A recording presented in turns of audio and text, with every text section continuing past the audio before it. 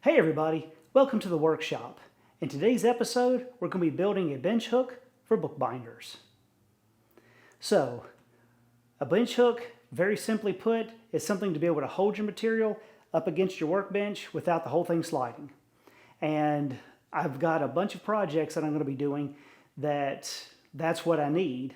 And I want to be able to keep my piece square and keep it held down when I'm going to cut it. So I want to make two bench hooks, a small one for this size, which is about a 11 by 17. And then I want to do one that is this size, which is about a 18 by 24.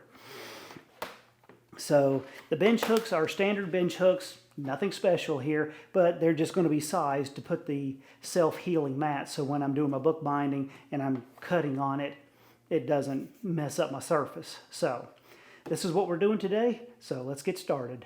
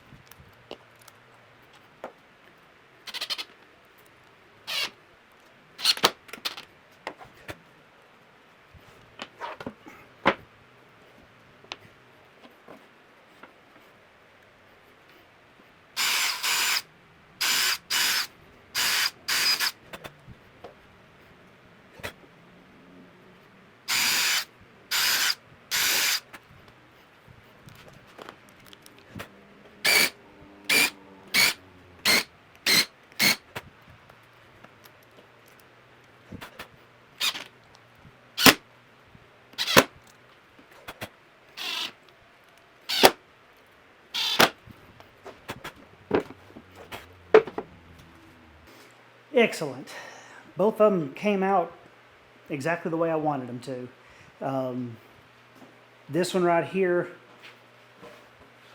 as you can probably possibly see, let me stand it up, hangs over just a little bit. I'm okay with that because it's not like I'm having to go all the way to the edge, and if I did, I can always slide it over to one side if I need to do something off of the side of it over here, so that's not a real big issue. As you can see, they're pretty simple to make, and there's a lot of things you can do with them. What I'll be doing with them is, here's an example. Say I'm doing a bookbinding, I need to cut something, so I got my knife, I got my workpiece, I can push it up against here, and now I can cut.